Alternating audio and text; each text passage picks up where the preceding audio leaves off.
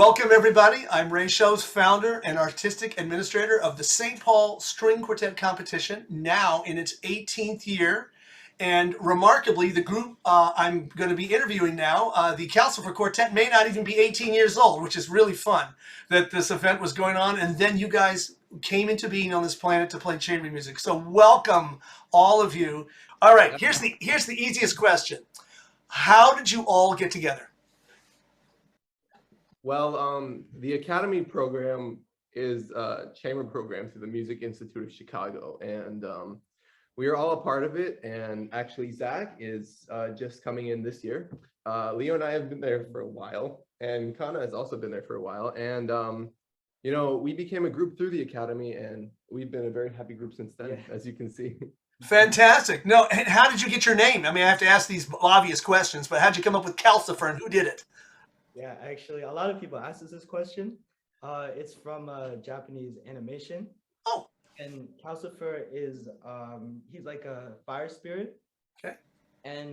But as a group, I felt we resonated a lot with, you know, his characteristics and his values. He's very loyal to his friends. He's sort of, in the movie, he's like the fire that makes a castle move.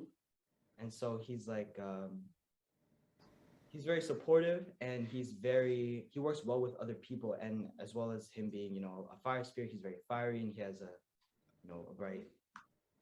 Yeah, no, this sounds like all great attributes for a string quartet. That's fantastic. I'm going to jump to question number 4 here from that one. So describe your quartet's performance style.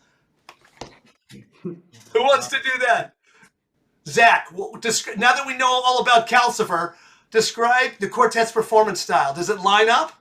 Yeah, I mean, usually I feel like we have a sort of unified energy going into performances. Yeah, for sure. We like to, you know, we look at each other, we have fun with it, really, you know, smile at each other. Yeah. Even before we start playing, we have this little method where we go like cross, parallel, and then to the person next to you. We just look at each other in that order, so we can really just connect with each other. Yeah. We even okay. No, that's good. I'm sorry to interrupt, Zach. Sorry. Hannah, what do you think of the performance style of the group? How would you describe the 4 of you playing together? Yeah. We are definitely unified. I think we work hard to like look like we're having a lot of fun, and I hope that. Well, are you having a lot of fun with these guys? Yeah? Yeah. Very good. Very good. That's fantastic. Why chamber music? Why string quartets? Personally, I really enjoy playing with other people, and I think the chamber setting is very personal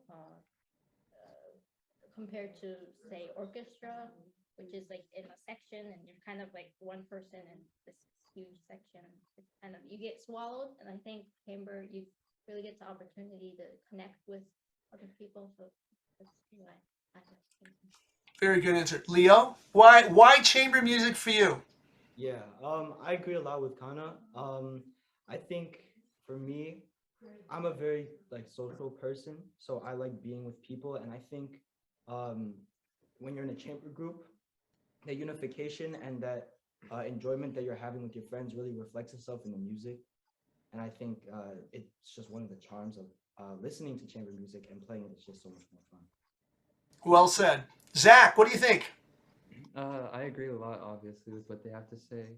I think with chamber music, like we get to each have a lot of individualism, and that's something, and while still being able to play in a group with fellow musicians. So a lot of the pressure is, you know, shared, and we can, you know, have more fun with it while still being able to, you know, be individuals in the group sound. So I like that a lot, chamber.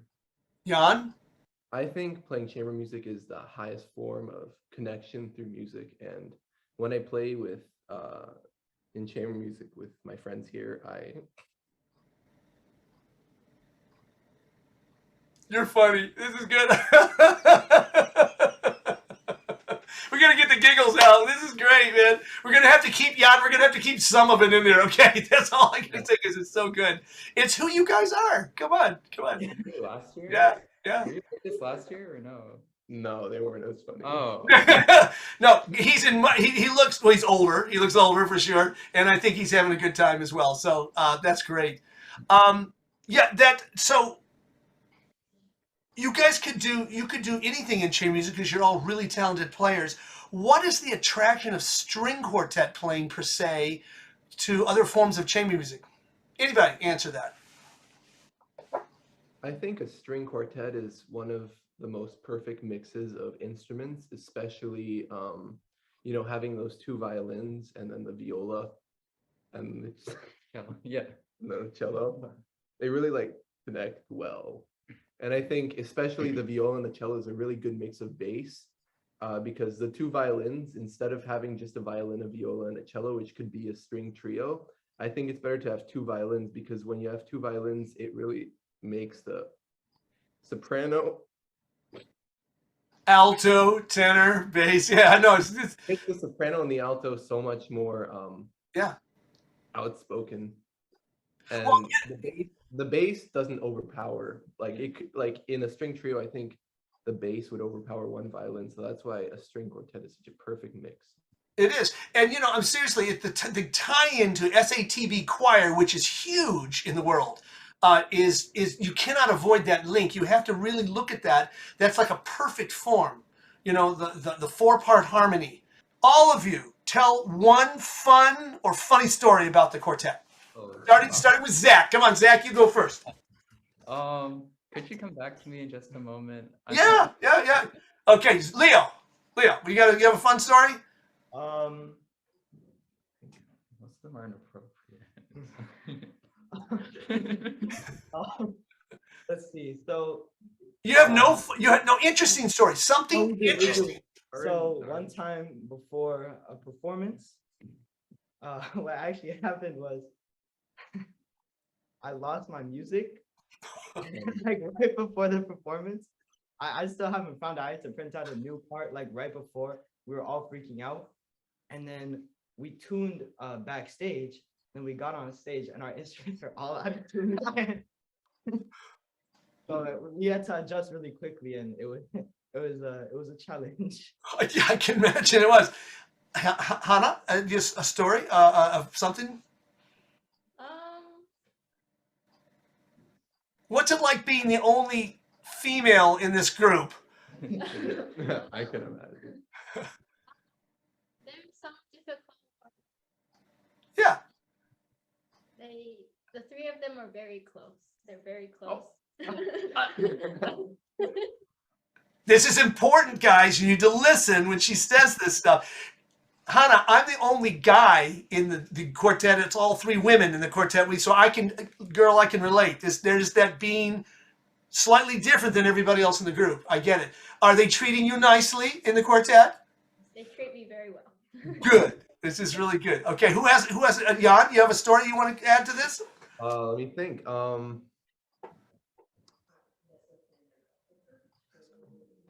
Oh yeah. In our breaks, sometimes when we rehearse, we tend to enjoy playing basketball, and there's one person who's clearly better than everyone else, which is Leo. And I think it's just very enjoyable playing basketball. And how does that help your string quartet playing, Zach? If anything, it kind of hinders, like, because we're very tired, and just like the teensiest of injuries occur, but we're not the most like competent. No one's going to confuse you for a major league. I mean, NBA basketball team, right? They're not going to confuse you. I do think for basketball. Also, the net that we play in usually is like it's always broken badly, so it's just funny too. I do think, however, that like not even just playing basketball, but these like times that we spend outside of rehearsal, it really strengthens us as a group, and Yeah, for sure. I think it makes our music sound a lot more together, more in sync. Yeah, I agree. One more question. Yeah. So, how did you settle on your repertoire? So when we started as a group, Academy always our coaches Academy policy is that our coaches always give the first piece. So we were assigned, and it's always like Haydn or maybe for some trios Beethoven, but for us it was Haydn. So Mhm. our Haydn was assigned, if you could say. Mhm. But then we chose Prokofiev String Quartet #1, the first movement. You want to explain? Yeah. We wanted something that was, first of all, not too overplayed. And so we started looking into Prokofiev, and we love the second string quartet, but we do think it's played a lot, and we wanted something very different, And we also wanted something like energetic. energetic. Yeah, Yeah, and I think the first Prokofiev reflects that perfectly, and it also I think reflects our sort of ideals as a group of being, you know, high energy and Yeah. very And it also, and then our last piece we chose was Puccini's Chrysanthemi. Yeah. And actually, we Yeah. so we in the beginning of playing the piece we had a little trouble like trying to find where it was going musically. yeah, like So- trying to find a story, if you should say. So we for the first half of one of our rehearsals we sat down and we wrote a story about a Viking who had lost his brother in the war, and we gave him what do we named him Bjorg. And so we have like little parts of the story written in our parts to remind us this is a part, so we're all thinking the same thing when we play the piece. And we and it actually really enhances the way we play that piece, Yeah. because ever since we wrote that story, the playing has just gotten so much better. And I think it's not only a lesson for chamber music, but also a lesson for solo, that when you really try to find the story behind the music of the piece, it can really make that piece so much better without you having even, like, after that rehearsal, it just got so much better, right? Like right away.